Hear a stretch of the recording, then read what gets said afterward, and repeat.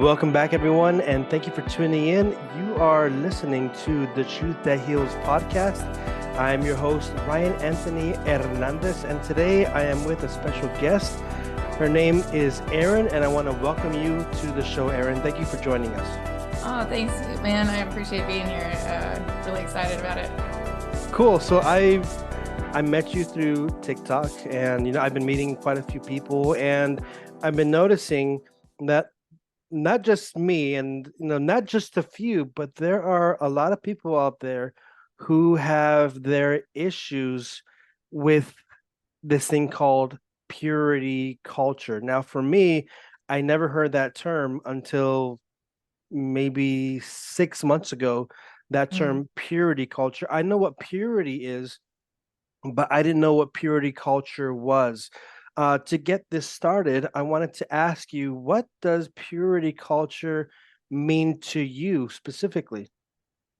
So, a lot of what purity culture comes up to me as in my experience is that as going through a church, a lot of the times it is during Southern Baptist kind of stuff, or a lot of non-denominationals and stuff like that. They will definitely take the lead in pushing. You want to have a chaste wife and things like that, like things that are looked forward to, and something that you're supposed to strive for is to stay pure and not have sex until you're married. To come to the marriage bed unblemished is a lot of times like they'll use different terms and things like that. Keeping yourself pure in the sense of how you present yourself in public, with that being like how much you cover up or don't cover up and things like that, how you present yourself as a lady of Christ or anything of that faction, is a lot of submissive type of behavior. And it's also comes about looking a lot like, again, just the term pure, with that you've been untouched, that you've had no experience or anything like that. And so that's kind of what they're gearing you towards, is to be chaste, to be have abstinence and things like that, like everything to just elude away from any sexual contact with somebody else, stuff like that, until you are married completely. Okay, and I think you said the word unblemished. Mm-hmm. So the view I'm getting from speaking to so many other people who have been through this culture is that it's sort of a black or white, black and white kind Right. of concept. Is that either you're blemished or you're unblemished? Is Mm-hmm. that, and so those who are, quote unquote unblemished, blemished, I'm assuming that they are looked upon as the worst of the worst. Is that how purity There's a lot of culture? judgment. Okay, There's a so it has a lot of lot of judgment. judgment. Okay, Yeah, there's a lot of judgment that comes around for having sex before marriage in any type of evangelical Christian community. That is, and it's crazy because they push it so much that it seems unnatural to even do that, because the first reaction that you're going to get out of a kid, especially, is if you say don't do the thing, or this is going to be the worst thing, or something like that. A kid's just going to go around and do the like exactly opposite and just go ahead and do it. But they really push the idea of chaste, pure, unblemished, like these terms that mean that it really is just there's no gray point in any scenarios really of just being a human being, like being a kid, being or not a kid, but a teenager and stuff like that. There's just not very much room for life, I guess, to actually happen in between there. And there's not a whole lot of guidance between that gray area between either being a virgin or not being a virgin. And so they don't, it just is typically it goes one way or the other. You either have or haven't, you either are or aren't. It's just very, very black and white, like you said. so the way I'm seeing it, because I've also been in a very strict, controlling cult. I mean, Yeah. in my family, I think it was very open for me, to go dating, to kind of explore. So I didn't really get that from my own church family experience, my upbringing. But then later on, when I was in this movement, I really started seeing a little bit, but not to the same effect as you. Hmm. It's just a different story, and that's why I want to hear your story because I want to learn For and sure. educate myself. But with that mentality that some of these religious people have, and I respect everybody. However, it's I've noticed that in some of the ways that these people speak, it's a very they look at people as either being angelic or demonic, kind of that black or white. Right. If you fall immediately, like for the rest of your life, you're going to be an outcast, you're a demon, you're bad, and if you're pure, you're the angel. Now, Yeah. does that mentality only stay in the church, or is that also in the communities, in the families? Do they have this view that if you uh, lose your chastity, that you're doomed for life? Is that Yes. perspective held? Very much so. Okay. So a lot of the times what they'll preach in church is definitely the same thing that a lot of the families will commit to, as far as how they handle situations with, like, say, teenagers and stuff like that who are having sex before marriage. There is a lot of chastising, there's a lot of judgment, there is a lot of singling out.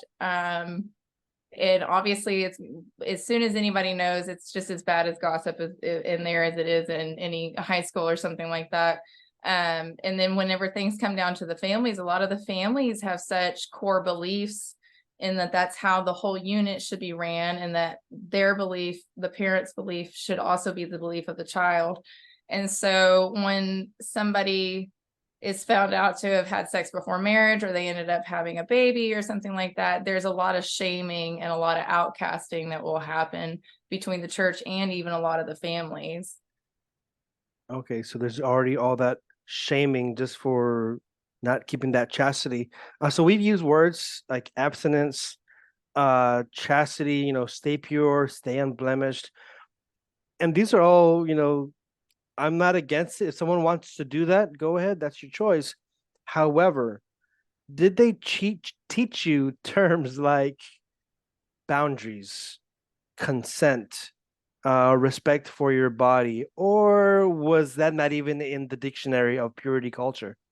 So the first thing they'll swing out of the gate with for sure is just making sure that the idea of being virgin, pure, untouched, they'll use those words before you'll probably hear boundaries, consent, all of that. They'll start with that, and then a lot of the times, a lot of the youth groups will hold a sex education, if you will. And most of those are actually more centered around abstinence education. It's not actual sex education. I have been in presence of one that actually did a good mix of the two, that it was, in my opinion, that it had very good science, and it was trying to preach the idea of waiting until marriage, which is all great ideas, because I mean, if we think about it, we all, I mean, the consequences of having sex is obviously typically a baby. A lot of times we want to encourage that that doesn't happen until you have a partner to be able to help you handle the burden of a baby, or anything else that that can become about of that. And so I would think that that would be kind of more of the idea that would be pushed, but in fact it's more of a, again, they will start with, you don't want to come into the marriage bed having, if you ended up having sex whenever you're a teenager with somebody, and then you don't end up marrying them, then you're going to come into the marriage bed with having been with somebody previously, and you're going to have to hold that with you, and your body's not going to be able to attach as well to the next husband, and all this kind of stuff. And a lot of it is very pushed, even more so geared specifically towards the girls, more than anything, and doesn't give them a whole lot of room to strive for much outside of the marriage, besides make sure I'm pure, make sure I'm ready to have a family, and that I'm a submissive wife kind of ideas. They don't prepare you for much more in the aspects of relationships, then stay pure, love your husband, submit to your husband, kind of stuff like that. And for the guys, when they have those talks, I haven't ever been in presence of them, but with my husband, he says that, they give you just as much, with responsibility, with power comes responsibility and all this kind of stuff, kind of like mentality of like, you're the one that is supposed to be kind of in control of the situation and stuff like this. This is on you not to push the girls and blah, blah, blah. And so there is a bit of boundary there, and they'll start with boundaries with boys a lot of the time, from my understanding. And in that aspect, I feel like makes more sense. But with the girls, they'll almost always start with a purity stance or a purity or cleanliness or anything like that, untouched, all that kind of, virgin mentality is where the conversation typically starts. So you mentioned just a minute ago about I think you were saying that you heard a talk where the presenter was speaking about uh, the faith regarding purity, but also the science. So it kind of had more reason behind it. Yes. Was that often the way it was presented, or was it mostly presented as a like a finger wagging, don't do this or you're gonna be blemished? I would say that occurrence of hearing that talk was the rarest occurrence of using science in a faith-based setting I have ever seen. It has always been a bit of a finger wagging and, shamefulness if you don't stick to it and stuff like that. Like, there's a lot of, you got to stay inside the lines, and if you don't stay inside those lines, then your consequence is eternal damnation. And so it kind of is a little savage. And like Yeah. I said, there's not very much room for that gray area whenever it comes down to the talks and stuff like that they have. So I feel that I've started this interview like just going straight into the purity culture. My first question was about the definition and then getting into it. Now just shifting gears just for a moment. Uh, can you share with us a little bit about your faith journey? Because you mentioned that uh, that you have a husband earlier and that he also went through those purity talks. Can you take us back to how life was before you were in this marriage, and where your faith has brought you? Yeah, for sure. So I did not have any type of religion or faith-based growing up until I was probably about 13, 14 in junior high. Ended up going to church group at a Baptist church with a friend, and ended up, liking hanging out with everybody and having a place to go once a week and all that kind of stuff. I liked the way the message had presented itself. It seemed like it was such a great place to be and get to know why we're here, get to know like how, to run life and what to do and all that kind of stuff, and understanding about God and making that relationship. And so and in evangelical Christian community, we use the term I was saved.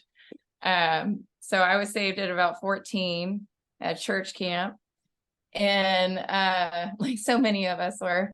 But yeah, growing up Southern, in the Texas area of West Texas, it's a lot of faith-based community, conservative kind of place. And so a lot of things, there's not very many things to do on the weekends or anything like that, or during the weekdays. So one of the few things that if you wanted to get together with friends, you could go to church. And so we did a lot of socializing that way. Grew up through the culture of evangelical Christian community pretty heavily, to the point that I was getting into the youth group. And then I had become a youth leader as I went off to college and things like that. And then I got married the first time when I was 20 years old, and then was very quickly divorced within about a year and a half to 2 years, due to a lot of trauma that came out of indoctrinations of a lot of stuff through the church culture, even not just our own little things together, but a lot of influence around it. And then I was 27, 28 whenever Nathan and I got married, and we've had we've been married for 11 years. We've had our daughter for 10 years, and we've just kind of been cruising through that whole, life thing. A lot of it was very centered for me around church community, fellowship, activities. I spent a lot of my time in the church, from the ages of 14 to about 24. In this podcast, a lot of people, share their stories, mostly negative regarding Mhm. church. But do you have any positive memories from those years when you were in the church group, the youth group? Oh yeah, for sure. I mean, I think that if I hadn't have had things like that, my life would have been a lot harder. I didn't have a lot of support at home or anything like that, and my parents weren't around very much. My dad was always working, and so the church really gave me a family that I didn't get to have, on a daily basis and stuff like that. So I was very thankful for the support that I did get and that the good people that I did find out of it.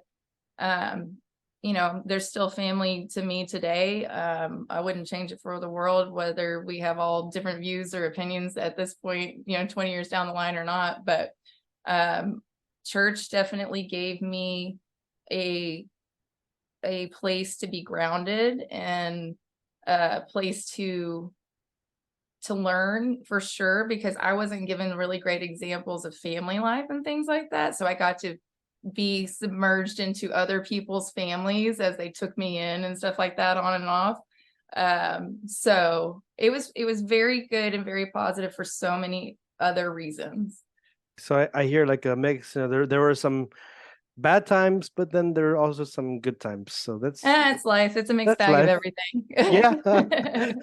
Yeah. You were talking about earlier, how you said that there was indoctrination through the church culture, how that kind of was what made it difficult for your matrimony, the first one.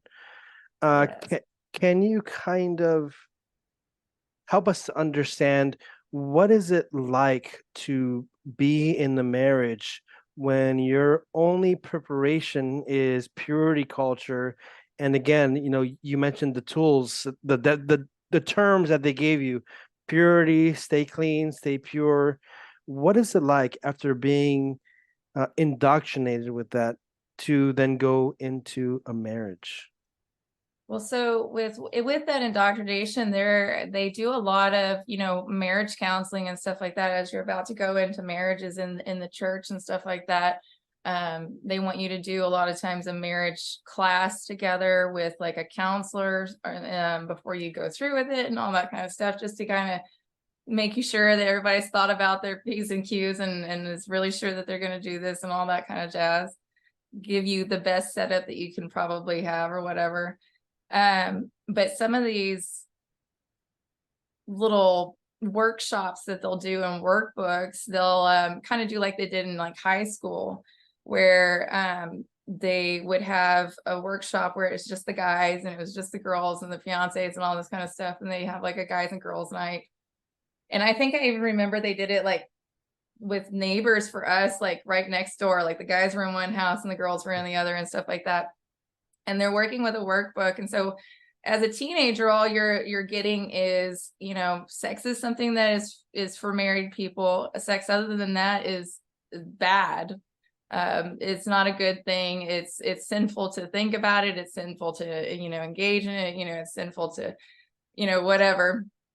And so you're given a pretty much negative view of sex, other than it's going to be great whenever you're married.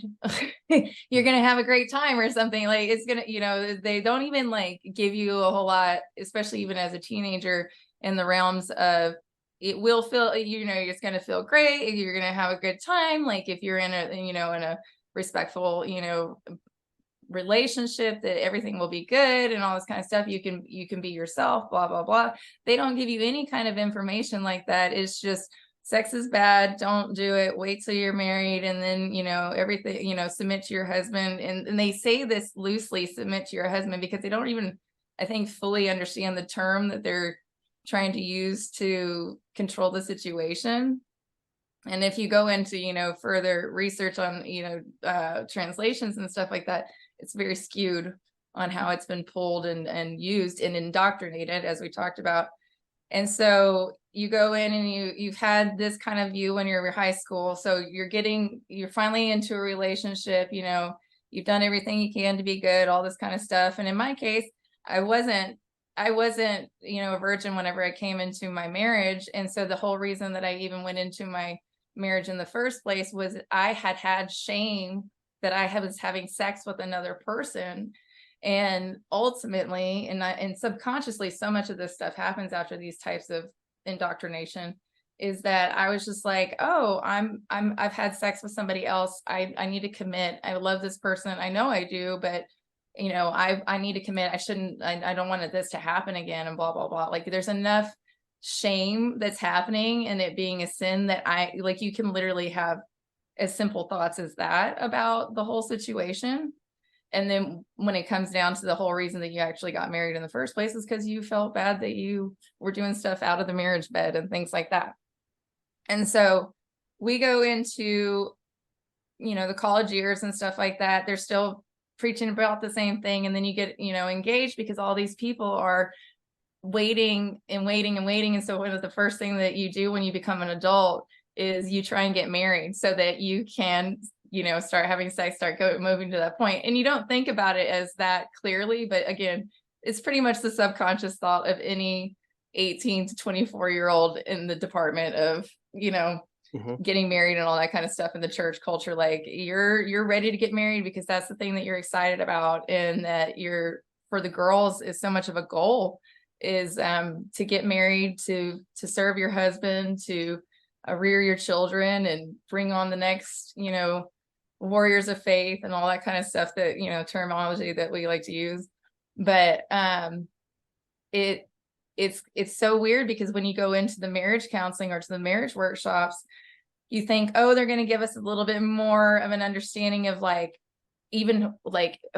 do we do something like, because you haven't had sex education, you haven't had a lot of stuff, you had abstinence education, you don't know what is considered faithfully okay to do in the bedroom and stuff like that. Nobody talks about that type of stuff.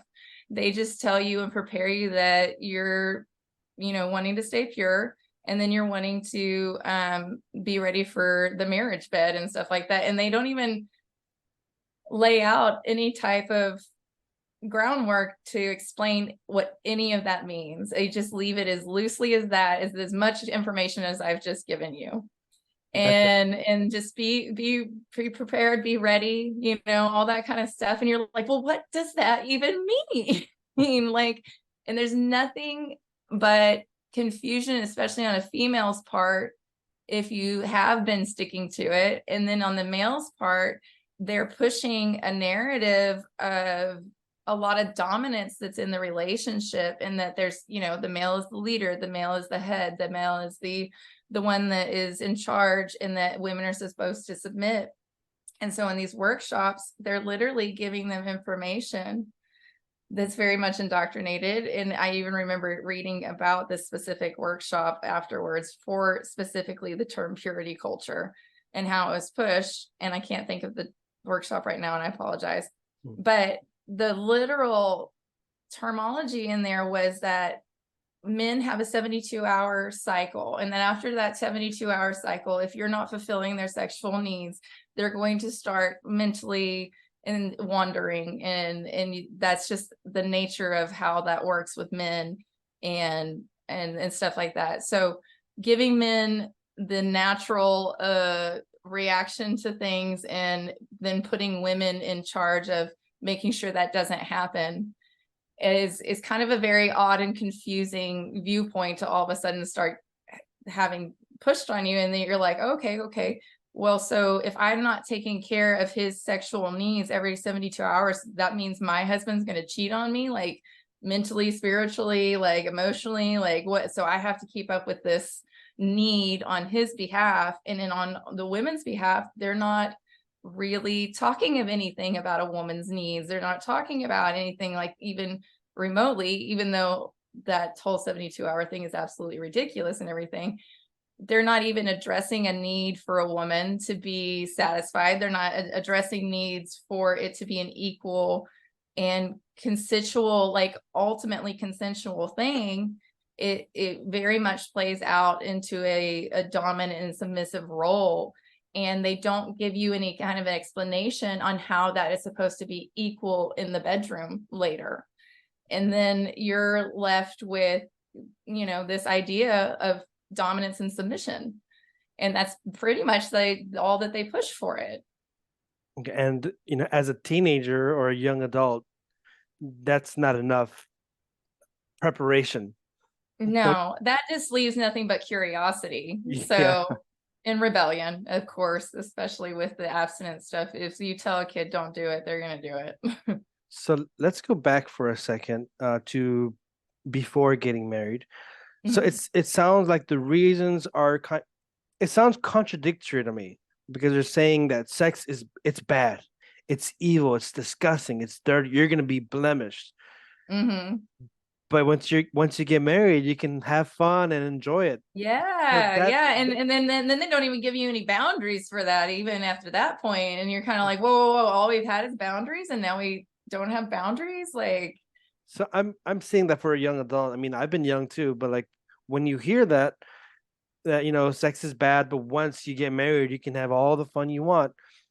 I think that that's going to push, especially young people who are really, excited to explore a reason to just settle with whoever and not really, you know, go through stages of seeing, am I compatible with this person? Because if I want, 100%. if I want to, uh, to have, sexual pleasure, but it's all bad unless I get married.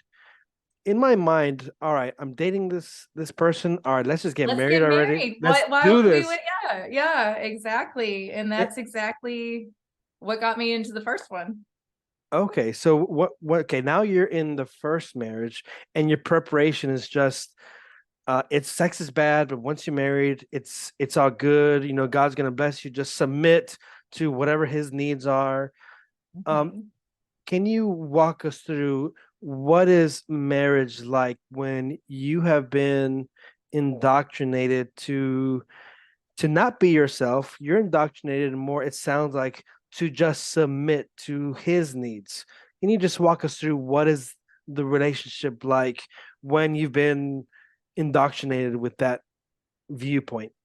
That's exactly what it is. It is like you have a mentality that you're not even aware that you probably really have needs. Like there's no awareness of that. Like you know that you have sexual needs by the basis of your body doing what it does, but nobody confirms to you that emotionally and physically and things like that it's okay for you to have wants and needs at the same time, and that yours are just as equal. There's not a whole lot of equal mentality in it. And then so what had happened with me is that as this mentality is being pushed, family is in what our situation was at the time was is that my ex-husband was very close with all of his cousins and things like that. We all went to the same church. They were a little older, and we viewed them as mentors and things like that, and we're taking marriage advice and on stuff.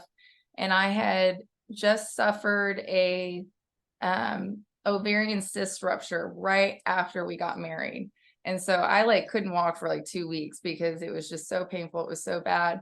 And I had just been indoctrinated into the idea of every 72 hours, if you're not filling your husband's needs, he's going to start wandering. And so I'm here 2 weeks out, can't walk, right after getting married and all this kind of stuff. And still in my head thinking, I have to fulfill his needs and stuff like that. I need to take care of him. Like I'm worried that he's going to, cheat on me or something mentally or emotionally or even physically if I'm not taking care of him and stuff like that.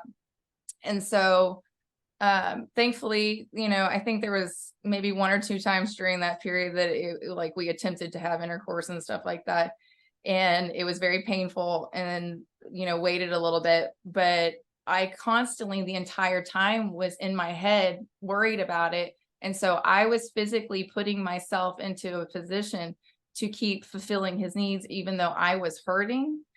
And I was basically creating a torture effect with intercourse from that point. And from that point, because I didn't wait, I didn't heal very well.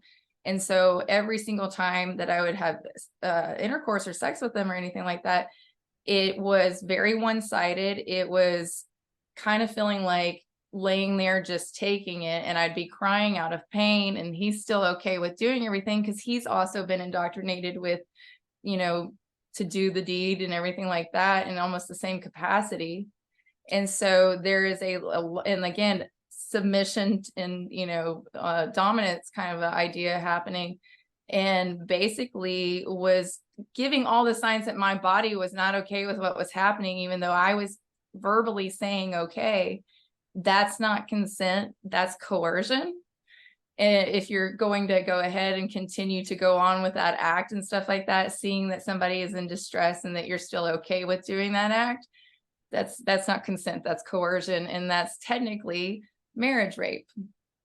And so what's going on is that I was allowing myself to have that happen to me, not being a part of the act and everything like that, and in turn creating a lot of mental and physical issues that are now still affecting me to this day with my current husband, because I have to, like, we have to have like much more talks about like verbal consent, and then he's even more hyper aware of like being attuned to, am I looking like I'm okay and stuff like that, because a lot of that stuff can bring back trauma issues and trigger you, and you're in this moment of having like a great time and all this kind of stuff, and then all of a sudden, just because something wasn't kind of seen, or you kind of remember something, we have this whole ordeal happen. We have to stop, we have, a moment, it's uncomfortable, something like that. And so through the first marriage, that is kind of how it went, is that we were told by the family and friends in the church, you just keep taking one for the team and it'll be okay, and eventually everything will work itself out and stuff like that. And that's just kind of how they kept giving it back to you as their mentorship, is, you're just going to have to work through it, we'll keep praying and we'll keep doing this other stuff, like all this stuff that really isn't solving anything, and which is actually creating a situation of trauma because of all this deep indoctrination of a culture that doesn't prepare you for how to actually be in an equal partnership in such a, intimate time.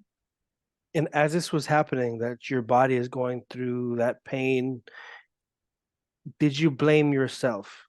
I mean, because it sounds like, you've been indoctrinated so much, or were you compassionate with your body and were you like, you know what, I can't do this? Or did this indoctrination give you that view of, what's wrong with me? It definitely, what's wrong with me? Why can't I just enjoy this? Why don't I just want to do this too? It's just definitely a guilt trip that will come in. And I even went through that with my second husband as we were getting through a lot of the stuff, is that I've had so much guilt that I don't feel like I'm ever fulfilling the idea of what most people think is a normal amount of sex, or, in a relationship or stuff like that. Like, because of that early prime of that guilt, like it took a toll on my marriage that I have now for years, that it took lots of therapy for us to get through, and counseling and all kinds of stuff, to get to the point to convince myself not to be guilty and or feel guilty, and that I also had to convince myself that he doesn't, blame me that way too. I couldn't ever convince myself that he wasn't blaming me, or something, if I wasn't able to, perform in that department or something like that. And you said a word that I don't come across very often. You said that it was very much like, or is, marriage rape. Mhm. Now, would you say that that happens often in married couples who have been indoctrinated, where the woman, of course, it's It's always the usually, yeah, woman, so that's usually the woman. where the woman is just submissive and is just going with the flow, and she doesn't even want to do it. She's just performing her role, or is that very rare? I would say that if you are in any type of faith-based religious kind of living, I'm going to bet that at least 80% of the time there's going to, unless somehow they were lucky enough to not be as indoctrinated or they got other viewpoints or something like that, I'm going to bet that there is so much submission in that department that you just wouldn't believe, because you have to think about all the other type of religious cults that they like to really make women submissive. Like every religion has put women at a lower stance, and I would think that when it comes to any of that type of intimacy, there's not anything that's probably lacking in that department, and it's any different, is that they will be put on a lower totem. Needs will not be met, and that it will probably be more of a situation of taking one for the team than it will be a act of intimacy in a relationship and like having a moment with your partner. But like for me, the okay, just the word intimacy, it takes two. And I feel Mm-hmm. that in sometimes in this indoctrination, um, it's just depending on one person, whether Mm-hmm. he's feeling the intimacy. But what is intimacy? It's isn't it supposed to be like a two-way thing where it's the man and the woman, or however you want to, do your thing, Right. where both parties are engaged and enjoying it. But it's just so crazy how sadly you have to submit and give up your own, because it doesn't sound like a person is being intimate when Mm-hmm. they're just going with the flow. and Right. and how does one heal from this sort of mentality that I just have to, give it up whenever this person wants it? How does one heal from that? Because again, it sounds like you are not a person. It sounds more like you are an object. It sounds like God doesn't respect your body. It sounds like God doesn't even give a damn who you are. But Right. It I don't feels think that's very what. much objectifying. It feels very much like you become an object. I equated it to what I understand it to be, like a prostitute, Mm. is what it felt like. Um, and so knowing that, it like that took a lot of healing to stop feeling like that's actually what I was being. I've Wow. done counseling and therapy with different ways to, like 10 different ways to Sunday. I've done the ART, which is accelerated resolution therapy, for a lot of the things that I've gone through. It's a cousin of EMDR. Okay. Um, and I definitely recommend that for any type of trauma therapy in general, just because it helps you get through situations that replay in your mind, which is huge for having that healing that we needed in my current marriage. Because, like I said, you could be in the middle of the act and have something trigger you, and you need to learn how to realize that that's not the current situation anymore, because, something could become kind of a familiar feeling or something like that. And you have to learn that, no, I'm safe. I'm okay. Everything's fine. We're consenting. We're okay. All this Mhm. kind of stuff. But lots of counseling, and things like that, talking with other people openly, that have voice that they've had similar circumstances as they've grown up. I have another friend that she told me that she went through very similar stuff, with the purity culture, and how that affected her sexuality, and that that made it even harder to accept herself when she decided that she wanted to come out as gay. And so, that pushing people even further in a different direction. But going through talking and realizing that there are so many similar situations, that you're not alone, that wasn't normal, and just finding out that things weren't my fault. I wasn't doing anything wrong. I was always doing my best, and I was doing with my best with what I had and knew. And just really communicating openly with people that it is something that happens in religion and in the church and things like that, that um it's not as fair for women and stuff like that, and kind of just starting that conversation. And every single time that I've had that conversation and I've made a connection with somebody that they're like, yeah, I had that moment too, or this is something that I kind of similarly went through, it reaffirms that that guilt, it doesn't have to be there, which gives me, that healing every single time. um Doing my own faith research, doing translations of the Bible based from, original context and stuff like that, and just learning and researching on my own has helped me heal with a lot of the stuff that can result in, you know, being mad at God, being mad at your faith, things like that. I found that if I went through and I actually was learning specifically from translation to, from A to B, rather than from A to Z to F to, an E, and then over Yeah. and all this kind of stuff into English, there's so much lost in translation, and we lose so much concept, from how much is cherry picked, especially in the church and in messages that we get all the time when you go to camp and all this kind of stuff that is happening, just going beyond what is given to me as information and doing my own research and doing my own faith counseling, having that relationship with God still, where I, consult with him daily. Like, is this where I feel like I was because of social understandings and social expectations, or is this where we're supposed to be with our relationship and what you've given us and how you created us to be? Just having a lot of those deep conversations with myself and God and meditating has been the biggest part, and just giving myself time and space to feel all those things over again and see them from a whole new perspective of being older and a little bit wiser, and having a partner that is willing to go above and beyond to do anything for me, to make me comfortable, to make me feel understood, to make me feel heard. All those types of things are, that network of support, of how I've gotten as far as I have. And again, I'm still healing every day.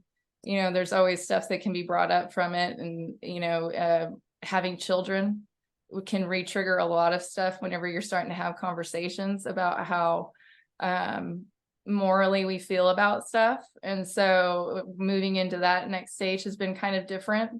But again, counseling, talking to somebody, and just bouncing all of those ideas off of with a biased idea is pretty nice, to be able to get that bounce back of understanding that you're not alone. You're not in the wrong. You're just a human being doing the best of what God has given you, and you're just trying to navigate the thing that we call life. And you've spoken so well in helping me and the audience to understand what life is like, with that viewpoint of everything is going to be your fault. If your husband, in the 72 hours, if he cheats on you, that's your fault. If Right. if you're not dressed properly, it's your fault. So you really Mhm. helped us to understand how life was like during that time, but you've also helped us to understand the potential a human being has when they're on that healing journey. Because it sounds terrible just submitting to someone else's needs, but Mhm. you are just an object. And I think you've really broken down how valuable it is for a relationship not just to be one way, but for it to be a true intimacy. Because Mhm. I really think that's what God, if God exists, I do believe he does, but if he does exist, I think he will want it to be true Oh yeah. intimacy rather than objectivity. And then going back to that kind of, good or bad kind of relationship with God. It's either you're good or you're bad. And how in the church it was very, you know, either you're an angel or demon. Do you think that when you started this healing journey, were did your relationship with God evolve? Did it change? or did it stay the same? Was there more intimacy with God? Was there less intimacy? I don't know. Walk us through that journey. So it has so evolved. My idea of what my relationship with God has substantially changed from being like what we call a little baby Christian, whenever you first get saved and stuff like that, and kind of just wandering around and doing that whole, I'm learning about all the rules and all the stories and all this kind of stuff. And you're at that time, you're just living on that high whenever you're saved, and you just become a new little baby Christian. You're living on a high of taking it all in, and I have all this freedom in life and all this kind of stuff. And a relationship with God is very much freeing. It's just like that freeing moment that you have with him. And then going into teenage years and college, my relationship with God was very much tested because I was so much immersed into the church during those years, but I was also having to understand myself and trying to work how does that all like play out. And so going into that first marriage, I thought that I was very faithful and stuff like that, and what my idea of faith, again through that indoctrination, had to be rewired, because I was in such a mindset of just being the perfect Christian, like that idea of how you're supposed to look the whole time and behave and everything like that, instead of actually having the experience of life yet, and then falling to God, or praising to God and stuff like that during life's moments. I was just on the narrow, just always just trying to focus to make sure that I was just doing the right thing. And so my relationship with God was kind of more of like a keep me in line kind of parenting kind of thing. And then it's so funny because I always say I really didn't feel like I had a relationship or an understanding of God until I became a parent. In understanding what grace really is, and understanding what the hopes that the Father has for us and stuff like that, and seeing more of why we call him the Father and all that kind of thing, and just understanding how to have a relationship outside of church, because something is something, going through religious experiences, we are taught, a lot of times, that we need to be in fellowship, and we need to be having lessons and ministry and all this kind of stuff in this certain type of music, to be having genuine faith moments with God and stuff like that. And even in some other religious sects like Catholicism, that you have to go through a priest even to have those religious experiences and release your sins or anything like that.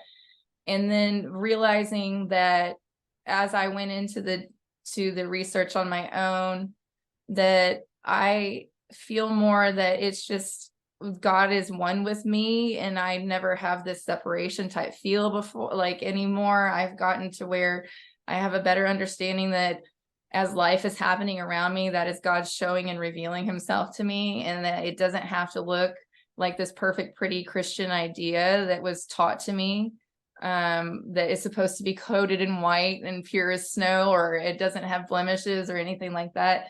But in that, the mess of it all is where we find our faith even more, is that we can lean into God at those times, when we're feeling just as helpless and just as far from that type of idea that we've been given. And sometimes when we pull away from religion, we find God even more so, because we're having a one-on-one relationship experience. And at this point where I am now, I am so thankful, and I feel like I can't have one thought to the other without it being with my Creator. I feel like my faith is ever stronger. I feel like I can navigate through discernment a lot better than I ever was able to, because again, I allowed the bigger scope of life to start giving me more experience, rather than just following a guideline and letting that be how I get through life. And so that's kind of where I have gone with it. It has very much evolved, and I can't even imagine how it's going to go over the next 40 something years.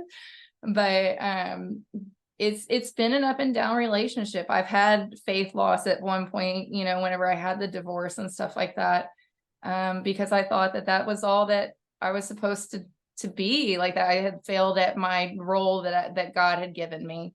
And so I had went through that for a while, and it just took time, and just remembering what grace is, and that we're supposed to have it, and that we need to remember to also maybe give God that a little bit every once in a while. And you hit on something which, is a good reminder for me as well. Because sometimes people are often, their relationship with God, I think, is based on their relationship with the church or with the People. community, with people. But you're bringing the reminder that if someone wants to have a, one-on-one with God, if God is all powerful, then I think, hey, he's not going to shy away When from does it that. stop? When does it end? Yeah, Yeah. where's the line? So I think that's beautiful. Where, I mean, if someone wants to have that relationship where they go to church, do your thing. But if someone wants to also pray from their home on their own, I think that I believe, from hearing you, from what I'm learning, is that's deeper intimacy, where Yeah. you're not just, you know, having that mask, or maybe it's not a mask for some people, but I think sometimes people can put a mask and they can go to church, they can look all holy, they can look all nice in front of the pastors, priests, or whoever, but then at Mhm. home you're totally miserable, and that relationship with God isn't there. But it's Yep. beautiful that you can keep that relationship with God or with your family wherever, be it at church or when no one is looking. Uh, Right. so so now to kind of wrap things up, what advice would you give to a young married couple or a couple who's maybe thinking about getting married? What advice can you give to them?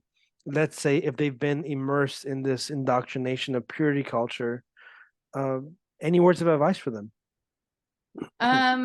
Like I kind of said before, with anything, now that with religion for me is always do your own research for one.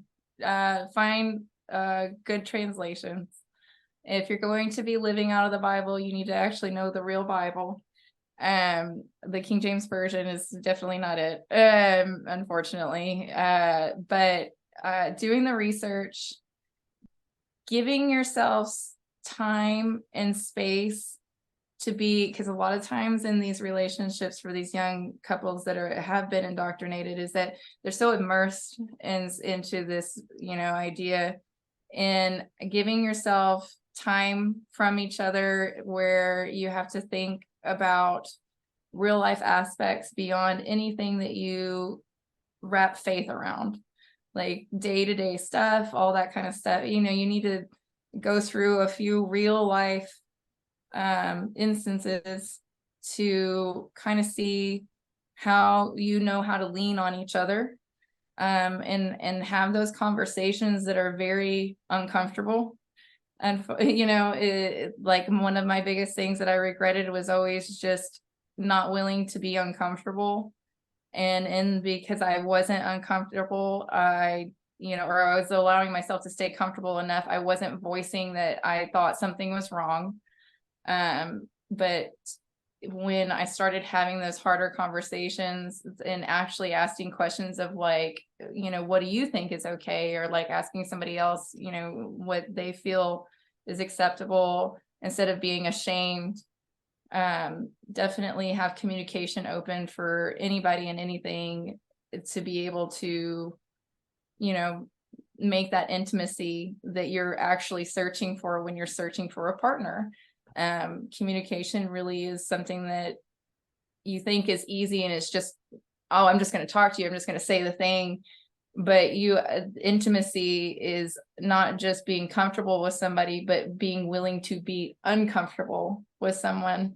And so, get to those hard places, dig deep, be willing. If you can't get to those deep, dark places with that person, that's probably a good red flag Mhm. to say, maybe this isn't it and stuff like that. Or it could be a good green flag that you can do those types of things and, roll with that for sure. If you can find somebody that you can get uncomfortable with, I think that that'll give a good basis for how you can handle a lot of problems that will come your way through marriage for sure. Well, thank you so much, Erin. It has been very helpful for me, and I hope for also the audience to have a better understanding of what purity is like, that purity culture, and what a healthy relationship should look like. And it's not just being being submissive, but there's more to it. And what's often forgotten is the intimacy, not only with a partner, but also that intimacy with God. And I think that just gets all mixed around. And like you said, sometimes things get cherry picked. But I think that you've really helped me, and like I said, hopefully the audience get a better understanding of what healthy relationship sh- should look like. And I want to For thank you sure. so much. It's been a blast having you on this show. And I'm always thankful to advocate for any thing that I have been through. I'm all for everybody taking their experiences and just giving it a testimony one way or another of how we are more connected than you think, and you're never really as alone as you think. so awesome. Thank you so much. And again, it's been an honor. It's been a blast having you on the podcast. Thank you, Erin. You too. So Have a good night. for the audience, thank you for listening. Thank you for tuning in. This is your host, Ryan Anthony Hernandez from the Truth That Heals podcast. Have a good day.